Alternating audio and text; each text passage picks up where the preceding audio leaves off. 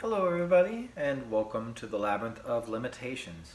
This is another Little Labyrinth episode where we're looking at dyads and moving around and kind of connecting them to the chords that they interconnect with, to the elevator of chords, and seeing the various kinds of relative motion and learning to kind of maybe connect with some other ideas from the bigger episodes. We're going to, this time we're going to look at a progression. We'll do C major. We're just going to do a 6, 2, 5, 1, starting on the 1. So 2 beats of C major, 2 beats of A minor, D minor 7 for 2, and G7. So then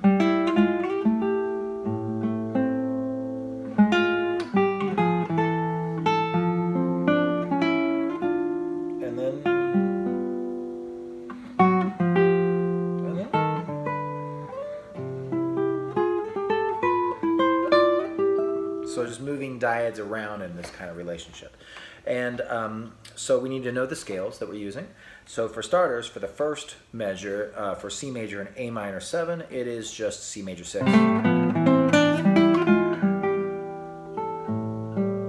That's all just, A minor 7 is C major 6.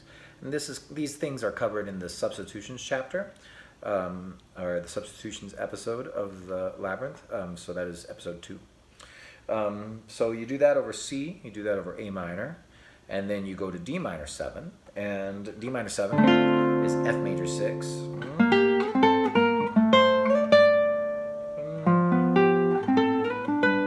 And then G7, I just did G dominant 7th diminished, which I recently talked about in episode 10, right?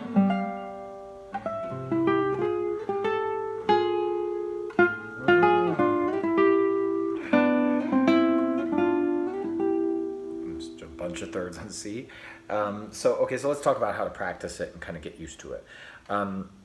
One, you can take your basic exercises we should be doing on each interval, but now moving it through the scales. So what that means is I'll do just thirds on strings 3 and 2 in parallel motion. I'll do that on C.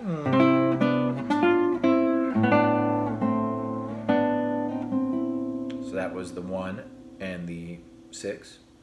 So I just did parallel thirds,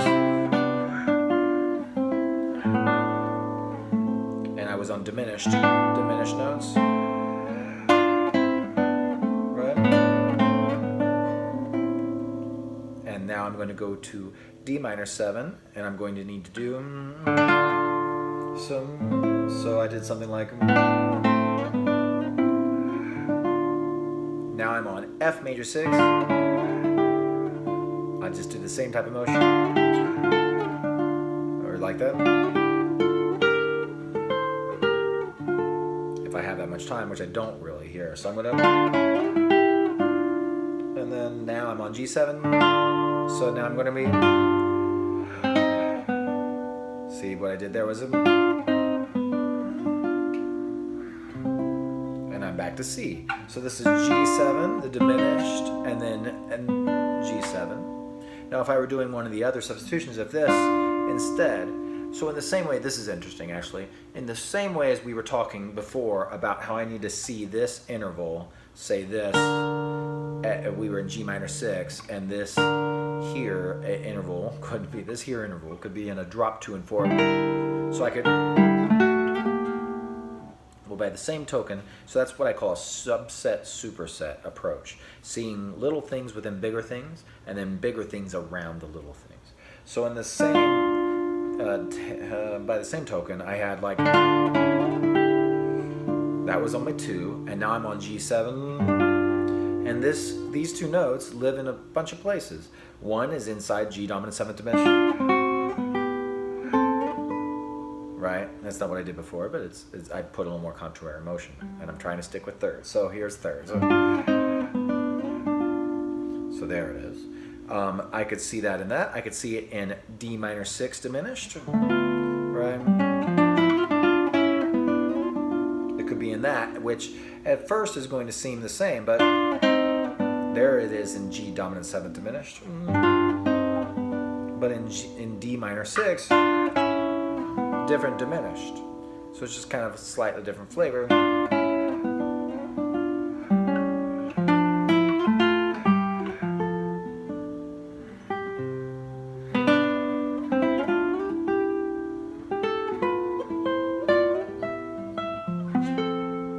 So of course I quit the thirds and I moved out to to contrary motion, which is what you can do. So what's that like? Gosh, I'm on C, I went out to sixth, so third, fifth, sixth. I'll stay on six, right? And so what I do there, when I got to the D minor, I moved, but I suspended. I did a little borrowing from the diminished notes.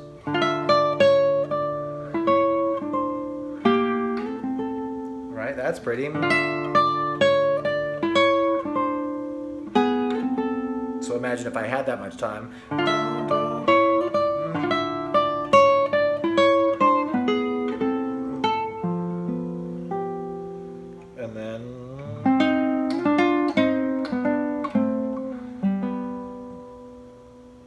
And then maybe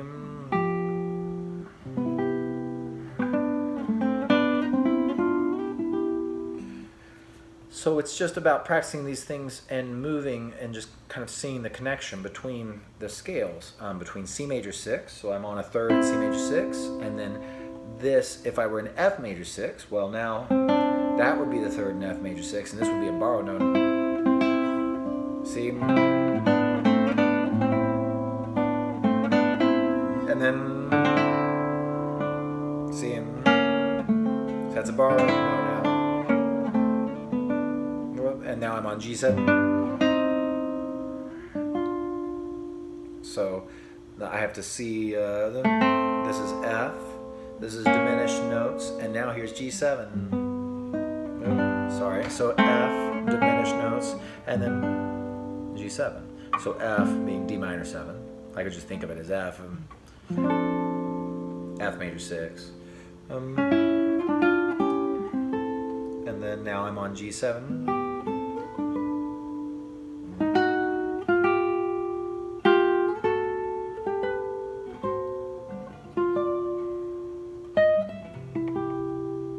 So that's a beautiful thing to do. We can do this on a minor 6251 on another episode. And you can do things like doing chromatic scales, right? So,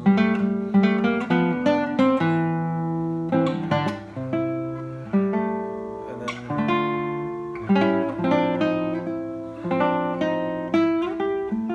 so, and then, so that was just a little bit of chromatic motion.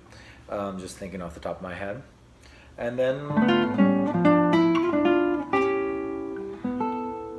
this is D minor 6.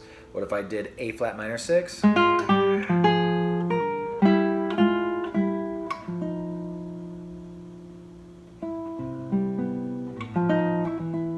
I could do that, but so that was doing the tritones minor, and these are all covered in bigger episodes.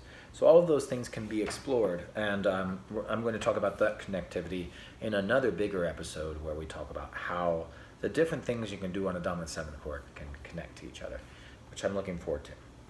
But I hope this kind of gives you a little bit of an example of how to play over a progression, and I've really appreciated everybody who's kind of joined recently. It's been a really nice month, and I'm going to keep these going. I took a little break for a couple weeks, but I'm back to do more episodes. So keep practicing, everybody, and I'll talk to you soon.